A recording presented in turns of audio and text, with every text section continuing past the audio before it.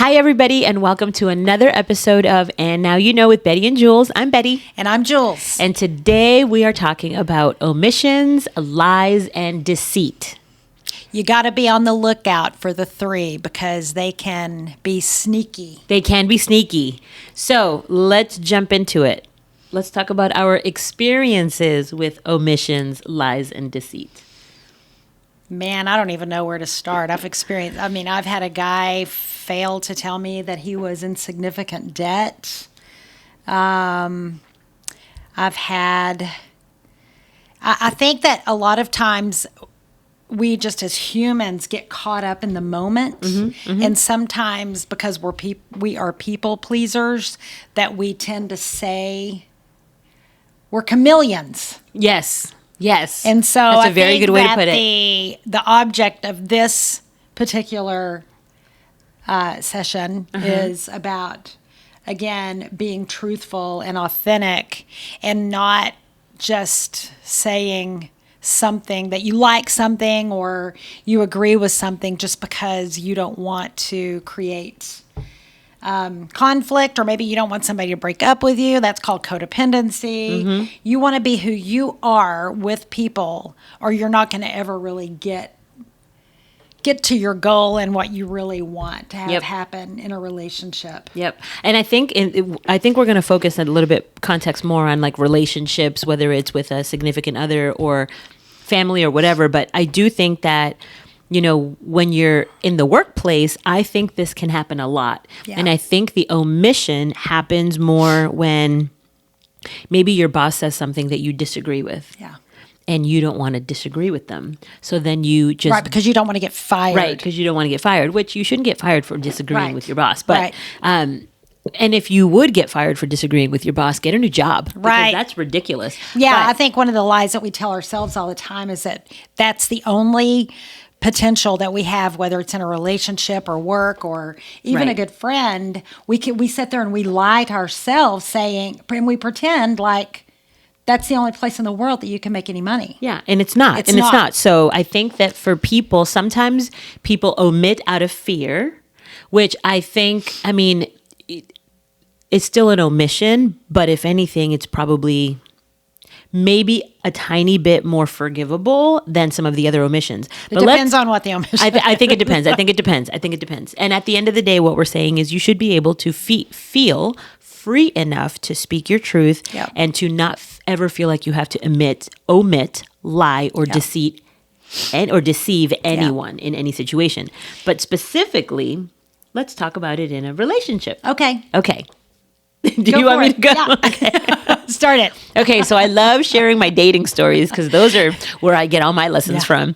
And it's funny, over the years, this is an area that I have become more and more clear on. And I now intentionally, all of those questions are now on round one. Instead of learning things along the way.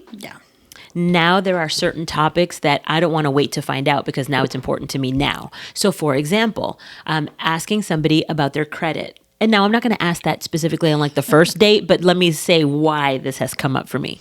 Because these are questions that normally people don't like to talk about money. People don't like to talk about finances or their credit or whatever. Like it's normally a topic, that taboo, right? Kind of off-putting. Yes, you're not supposed to talk about it. And I'm not saying that you drill somebody on the first date about it. I'm not saying that. But I do think if you're talking to somebody that you are interested in and you potentially, maybe it's third, fourth, fifth date, I don't know. Whatever your timeline is of when you're qualifying someone that you really do feel like, I want to spend more time with them.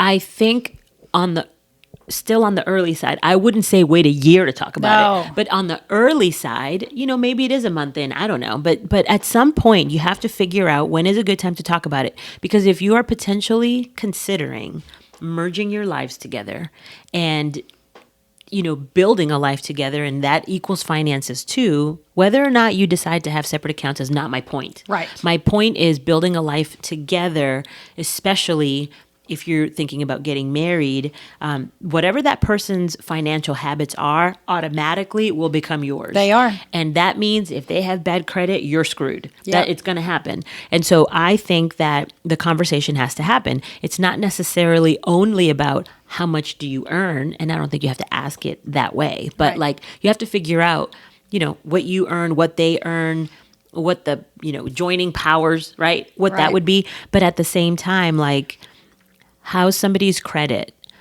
How much debt do they carry? How do they handle money? I remember hearing this question, which I actually have adopted. I've taken it on. When you ask somebody while you're dating, what is your relationship with money? Oh yeah, I like that. That's a great I like question. That and that makes it not so like abrasive. Right, You're right. not sitting there going, "Hey, how much money do you make? How much debt do you? What's your debt to ratio? What's your debt to income ratio?" Yeah, and that's right. I agree. a little prickly. Yeah, it's not So I like that. Yes. Yeah, I like that a lot. And what that opens the door, and let me tell you why. Because in the past, I have dated people, and sometimes it's just the interview, and sometimes it's gone on to multiple dates and, whatever.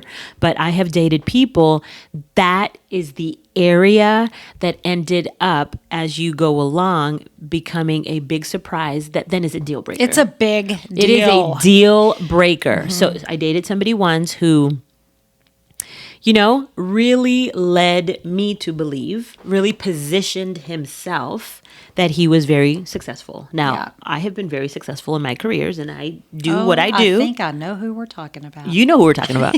So he led me to believe that he was quite successful. And really, when it came down to it, a few months down the line, it was quite the opposite. What do you call those people? Liars. Liars, but the $30,000.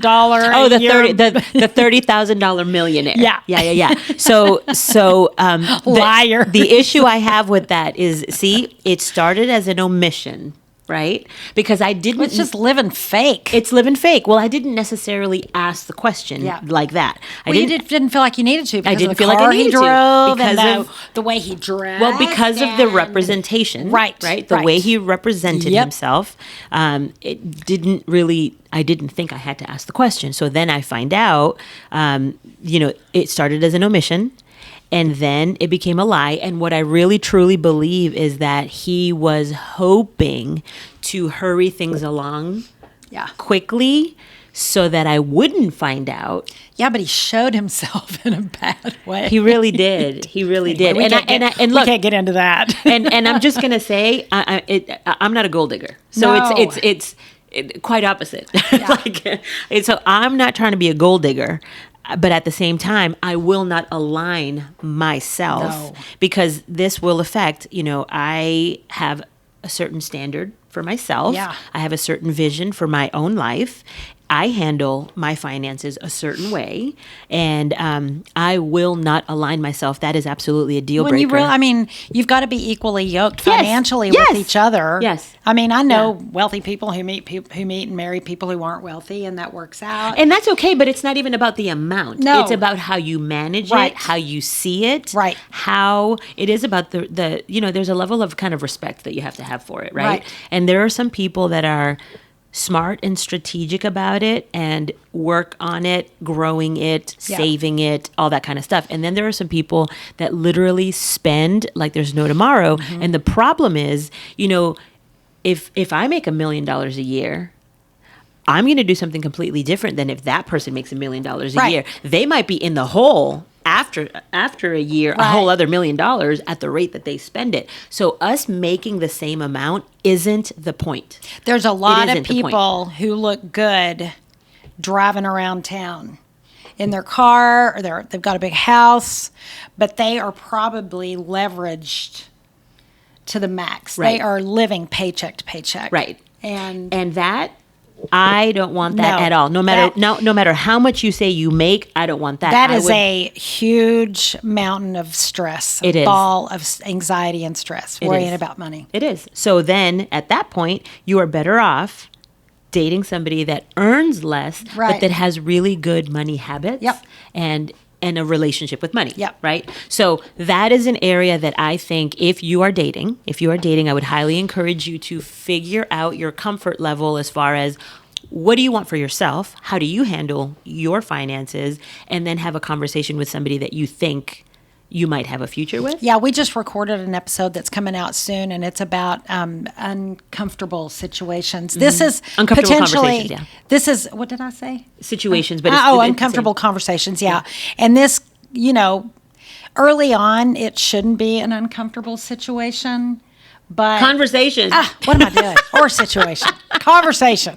Just say it and give yourself the opportunity to know if you want to keep spending time with this person. You're trying to figure out if y'all are equal to each other. Yeah. If y'all are going to make life better or worse for each other. Yep. So, and I actually think, yes, a lot of people do say that a financial conversation is an uncomfortable conversation to have, but now I'm going to go back and ask you another question behind that question.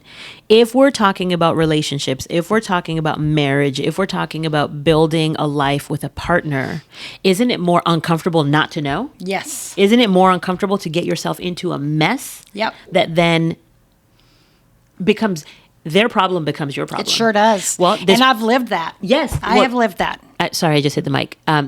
This just brought up another example. Somebody else that I was seeing. This is totally different person, totally different time frame. Was seeing somebody. Actually, I liked him. I liked him a lot. You know who that was. I don't know which one it is yet. Keep Yes, talking. you do. I'll figure it out. I did like him a lot. But here's what I didn't know. I didn't know that he had multiple hundreds of thousands of now I know who you're dollars talking about. in debt. Yeah. Now, let me just say, he had a great job. Yep. He had a great job. Very well educated. Really great guy. However, I'm not inheriting that. It was massive. It was massive. I'm not inheriting that. And I'm number one, I'm not going to inherit the bad decisions that you or your ex made because it is now joint debt. Yep. That's what you're going to run That's into. the problem. It was joint Yep. joint debt that was created in the marriage that then he got stuck with. Yep. He got custody of the debt. He got custody of the debt. Right. So for me, I'm thinking and he didn't look like it. No, it was I don't bad. even know how did y'all end up having that? How did, Well, I I'm broke up with surprised. him. I know you did, but I'm really surprised that good on him for really being honest about it. No. He wasn't honest about Okay. it.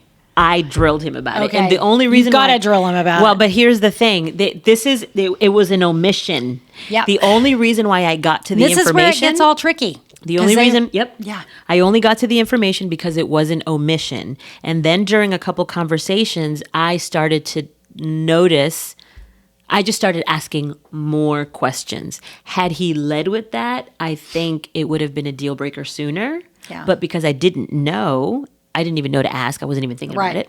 it. Because he didn't present himself didn't in a present way himself that would that make way. you think you needed to have that conversation. Right.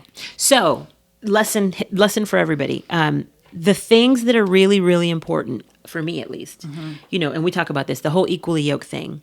When it comes to things that you feel like I need a partner that aligns with me in X, you decide whether it's finances, whether it's religion, whether it's, lifestyle, whether it's, some people, no judgment, but there are some people that are into open relationships versus monogamous, thruples and whatever.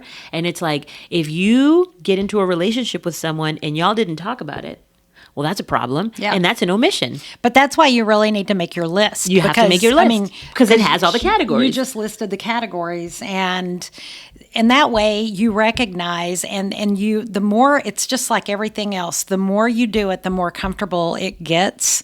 And a long time ago when I was dating, I let every guy that I went out with on the interview, it wasn't a date, it was an interview. I would say no, they would say, do you want to go out on a date? And I'm like, no, I don't know. We need to have an interview. And it shocked a lot of them. And it's like, what do you mean we're going to have an interview? And I said, I need to see, and you do too, we need to see if we want to go out on a date because I'm not playing a game here. Yep. And I lead with that too. I always have the interview date first. I prefer a coffee date at first. And what I usually say I have a long list of questions. Yep. I'm going to ask a lot. I'm a super curious person. And I say this to every single person. I'm dating with intention. I'm very clear. I know what I want. I know what I don't want. And so I ask questions that align with, I need to know what I'm looking at because I Right. know what I'm looking for. Yeah, and a lot Right. of them, because she's so cute, they're going to lie Well, and omit. But it comes out. It does come out. It comes eventually. out. And it's usually around the 3-month mark that Yeah. it comes out. I don't know why. Yeah, But that well, seems to be, some don't. But here's you're right. That's true. But if you are very specific, a lot of times within the first, second, or third date, Yeah.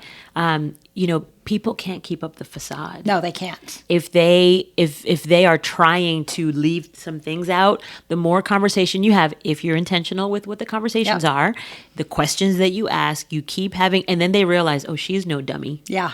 You can't. You're not going to pull one over. Yeah, and then if you wait a year, and if you're in with someone for a long time, then you need to really wait a year to a year and a half, because that's when the euphoric stage kind of wears off, and then the truth really starts coming out. So she's been saying that for years and years, and I mean, no one's made it that long. No one's ever made it that far. Of course, Jay and I almost dated 4 years before we got married, so we Yeah. clearly saw each other in just about every situation in life that you can see, other than childbirth, because we didn't want any more kids. We were past that phase, but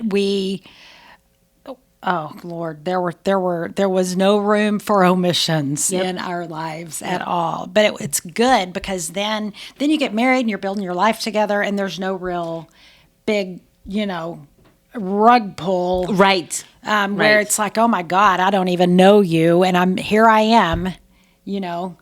So I mean, it may sound scary to have these kind of conversations, to get that information out of people, but you need to get yourself in a place where you're not deceiving, lying, and omitting. Right. Also, and if you are, then you need to understand that you might have some codependency issues because you're trying to hide things. I was a little bit nervous until I went through therapy to date and tell people that, guys that I was going out with, how many times I'd been married. Something I'm not proud about. And my mom used to always say, you don't have to count the second one because it only lasted 6 weeks. But I did have to count it because I wore a dress and I stood in a church, and, we had a party afterwards and went on a honeymoon. And in my soul, I had to. How do you think Jay would feel now if he found out that I'd been married for 6 weeks? That would have been an omission, and I think that would have come back to bite you in the ass. It's a big one. Yeah. And so I don't think you omit that. I don't think you can don't. omit that. And I didn't, because number one, it's in the past. There are a lot of things that we all wish that we could change about our past. Yeah. But we can't. And so now we just say, this is what happened, but this is what I've done to heal myself and to recognize it. This is the work, and this is how long I've been working on this, which is exactly the conversation. And Jay would say it. He number one, I was in a really difficult marriage and relationship. I mean, from the time we started dating until the divorce was final, it was almost 20 years. We weren't married 20 years, but we were together for a long time. And Jace knew that I had stick-to-itiveness, because I stuck in that one. And then after that, I had gone and gotten help and looked in the mirror and became accountable. And when you can truly give yourself the gift of knowing you, then you don't have to omit and lie and deceive. Because now you know who you are. You understand what the cause was for that kind of behavior and choices. And then you can be your authentic self, and you don't have to worry about it. But you need to be on the lookout for those other people who haven't done that, and they are ashamed of their past or what they've created currently. And I mean, they don't want to tell you about some relationships because they are so ugly that they're embarrassed.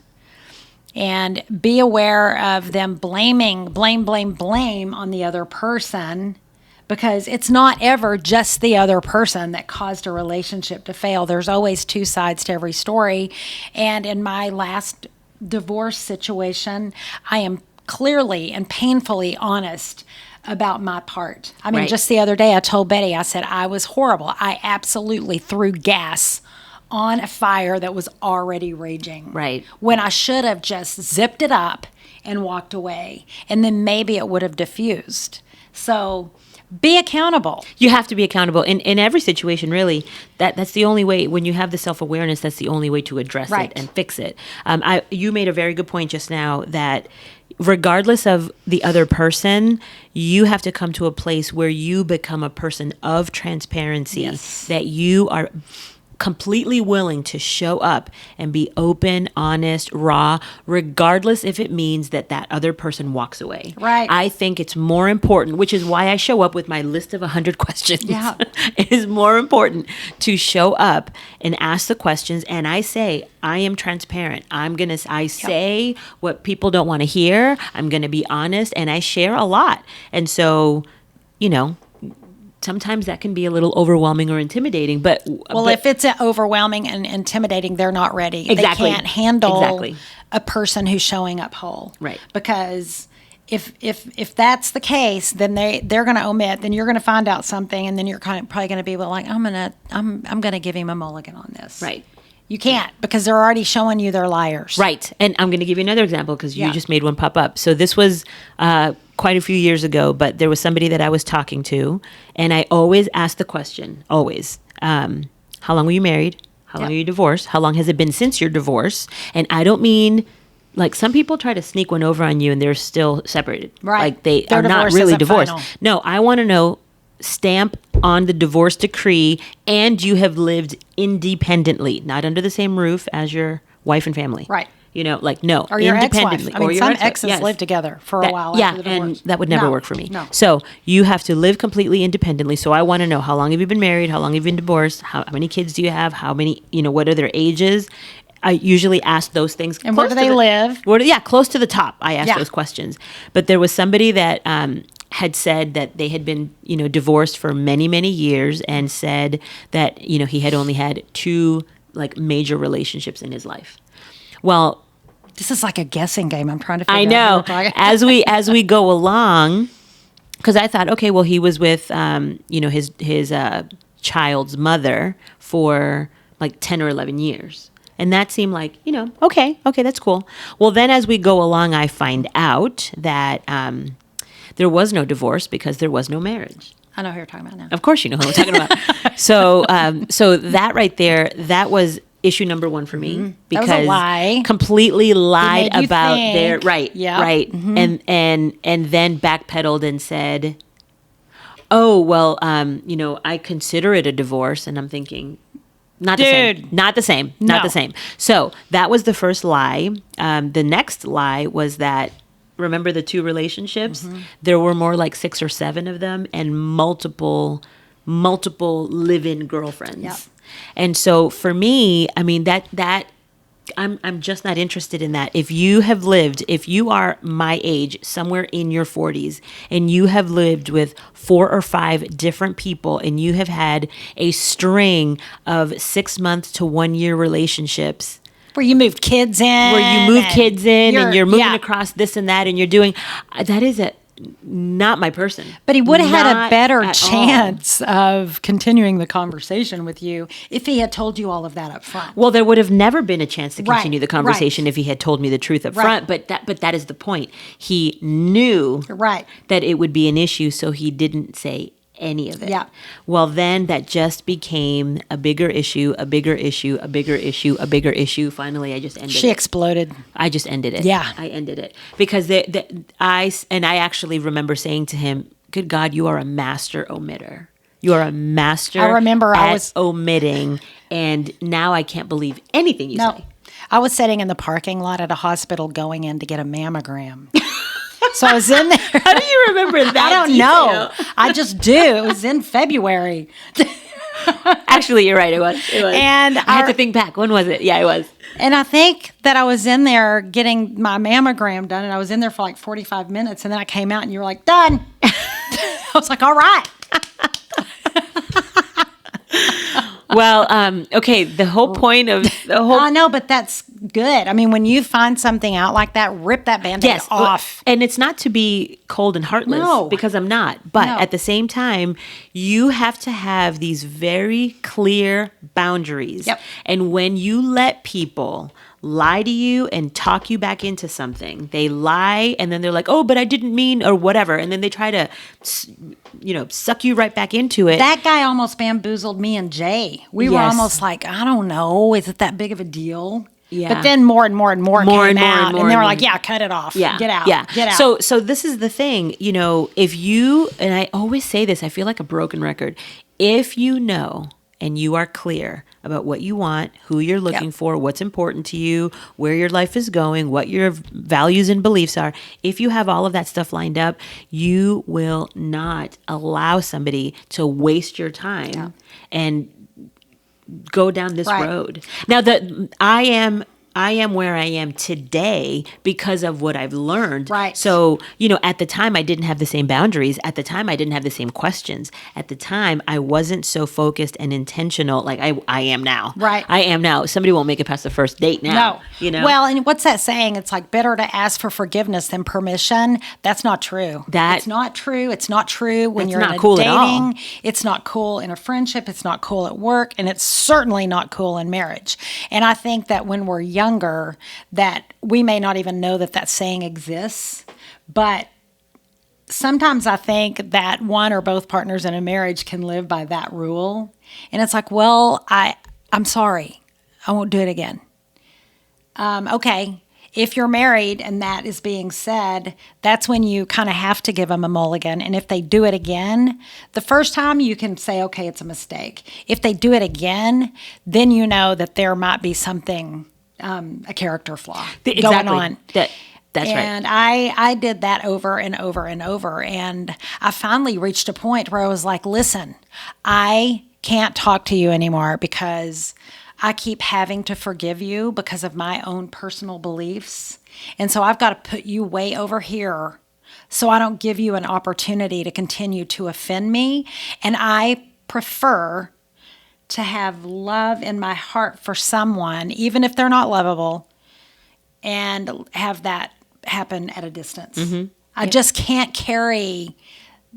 It's like I would get so upset, and I'm like, you're lying to me, because an apology without action behind it and change behind it doesn't count. And it's like, just don't waste your breath on it. Yep. It's funny. Just stop lying. Yeah, just stop lying. Lying. I think bigger issues will happen when you're married and these things are coming up. Not only did you omit, and if you watch the episode that we just recorded recently, and it's about uncomfortable conversations, we were talking about an example about a woman who married a man who omitted a very big deal. The ED issue. Remember the ED issue? Oh, that's a big deal. We won't talk about it right now. Saying Edie. No, oh no. I was like, did we talk about somebody named Edie? No. ED. ED. We won't talk about all the details. Watch the episode that's about uncomfortable Yeah. conversations. However, the way that it does tie into this episode is that was a big, huge omission, Yes. which then led to marriage, which then I feel like that deceit actually becomes fraud. It was deceit because he was pretending like he was honoring her virginity and the fact that they both agreed that they wouldn't have relations until their wedding night.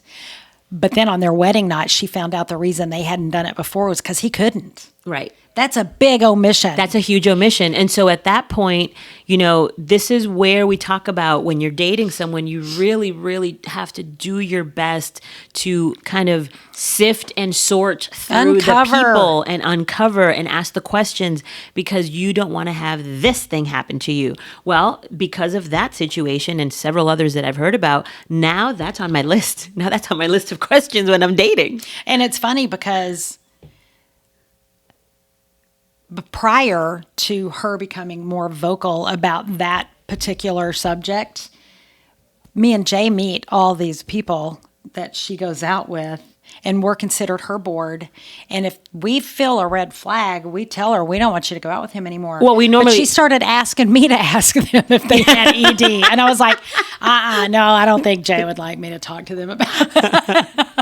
Well, I mean, it's funny, but it's not. Like It's not funny. it's at all. not funny. It's a problem, and I believe that sex is not a huge percentage of what's important in a marriage. I mean, you've got to have a solid foundation of friendship and same beliefs, and you just enjoy each other's companionship. And then down the road, if you experience, because you're going to, right. you're going to have things come up that you're going to have to live through, potentially maybe restraining from sex for a while, whatever. But then you've got such a solid foundation that, and I'm not saying go out and have sex with people before you get married. That's not what I'm saying. That's not at all what No, we're talking about. no. That's not at But all. ask the question. Right. It's Ask asking the the questions. questions. Because there is a thing, by the way, and I'm going to tie this into another question that I ask, is about health and wellness. Yes. Right? And for me, I will not date anyone that doesn't care about their health. Right? No. And for me, that means you work out regularly. Yeah. You watch what you eat.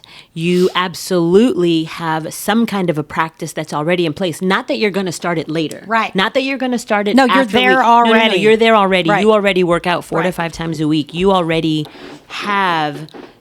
understand the importance of your body and how to respect it and Yeah. how to treat it. Like that has to be, because let me tell you what this turns into.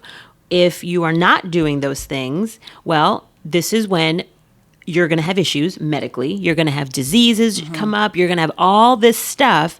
And who's going to become the caregiver? You are. You. So if you are dating somebody that is already so unhealthy, this is why I will not do it, because these are things that are preventable. Yeah. You don't have to live a life of disease and aches and pains and whatever. There are so many health complications that come from an unhealthy lifestyle. Yeah. I'm not signing up for And that. it's not that big of a deal. I mean, like Jay and I get up and we walk 3 miles a day. Mm-hmm. It takes us about 45 minutes. Yeah. And it's time we get to spend together. We really enjoy it. Some days we're like, oh, I don't want to, but we do it anyway, and that's something we do together. But then we also have really started kind of honing in on exercises that are really important for people over 60. Yeah. And it's about creating or keeping your independence and stability. And so I mean, they're simple. You do squats every day. Right. You do I just read an article and even dug a little bit deeper, and your calves are like your second heart. And so they say the importance of doing calf raises every single day. Like, challenge yourself to do 10 calf raises every time you stand up. Yep. Because of thrombosis, is that what it's called? I don't know what it's It's called. blood clots in your legs. And sometimes if you stand up when you get older, your legs can feel heavy. And so if you just keep that circulation going, and then balancing on one foot for a Yep. minute, the other one, Yep. and then just a leg swing. But the importance of it to start now, like when you're young, and Which I do. I work out yeah. 5 times a week. I walk, I dance, I do weights. Yep. I do all the things. And we do too. And so it's just important to, age is just a number. Mm-hmm. What you do with your body is what determines your actual age. Right. So, Right. yeah. Yep. So let that was a nice health lesson Yes. from Dr. Savage over here, Yeah, I went who's not kind really a of down doctor. yeah. I went down a No, but that's path okay. there. But my point in saying all that is that that should be a question. Don't Right. omit the conversation of how's your health. I literally Right. asked that question. How's your health? Do you have any medical conditions? Right. What kind of surgeries have you had? Yeah. What does your diet look like? Like what is your norm week to week? Do you work out? Mm-hmm. If you're not asking those questions, somebody that's unhealthy isn't going to volunteer that information. Yeah. They're not going to volunteer No. it, so you have to ask it. So for me, not only is financial a huge pillar, which we already talked Yeah. about, so is health. Yeah. That is so important. And we're starting to learn that maybe political stuff That is important. absolutely another big one. It's Yeah. unfortunate, but because I've known people who are on one side and the other, and they get married and they're fine. I've known Christians who marry a Jewish individual, and they have figured it out. Yep. You can figure it out, but figure it out beforehand. Yes. Yep. And make sure they're not lying to you, because I also knew a gal who was a Christian and she married a Jewish guy, and then the the day after they got married, he was like, nope, we're doing everything Jewish. So Well, see, but it's a big deal if you can't put a Christmas tree up when you've put a Christmas tree up all your life. Right. Right. It doesn't sound like it, but it is. And for some people, they might want to convert to Judaism and Right. not even care about the Christmas tree Right. anymore. And you know what? If you watch Sex and the City, Charlotte converted. She did. And I And think you know what? everybody should watch Sex and the And City. she was okay converting. So the whole point is do whatever floats your boat, Right. but make sure that your partner is in complete agreement with everything that you're saying you want in your life. Right. Do not omit. And because this is really kind of this conversation we were talking about, trying to create awareness about someone omitting, lying, and deceiving. But it's as much about look yourself in the mirror. Yep. And are you lying? Are you deceiving? Are you omitting? Are you brushing things under the rug in hopes that you're going to change him? You're Yeah. not. You're not going to change him. You're not going to change him. And Come as you are. And this is the other part that we say on every episode too. There are other people out there. I would rather be single forever Yes. than to marry someone who is going to be an uphill battle and a challenge every day, and we're not going to get along No. because we're not aligned in our thought process and we're not moving in the same direction. Why would I ever get into a relationship with that person? Right. So this is where you have to want for yourself love, peace, joy, and happiness more than you want a body next to you. Yep. Because I just don't believe that any old relationship will do. I don't. No. I'd rather not have a relationship. It has to be the right one. I just can remember waking up in a marriage here, a marriage there. And looking over and saying, oh my God, I'm here again. I did it again. There is a big, huge difference in being with a good guy over the guy that you're not supposed to be with. yeah. Huge. Yeah. I mean, I never wake up and feel that way about Jay. Ever. It's Right. cool. Yeah. That's your goal. That's the your goal. That's the goal. So anyway, I think we all learned a lesson today. I learned mine a long time ago, but Right, now I'm right. just trying to share, and she's killing it. Hey, I will tell you, I am now 5.5, right? 5.5 Yeah. years post-divorce. And this journey has been filled. I mean, I think I have learned so much about myself. I've learned about other people. It's been quite the adventure. Yeah. It hasn't been all bad, to be honest. Yeah. Because I actually think that as the experiences have come up, it just becomes clearer about what I want.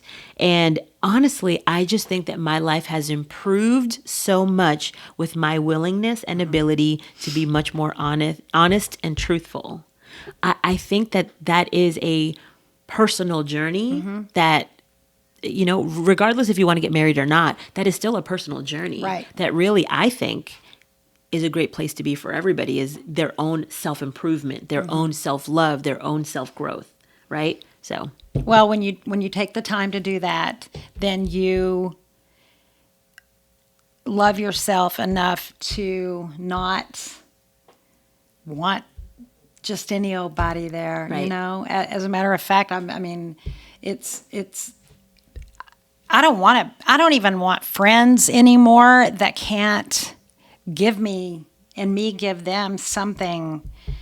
substance. Yes, Yeah. substance. That's what I'm trying to say. Yeah, because, man, time is fleeting, and the older you get, the faster it goes by.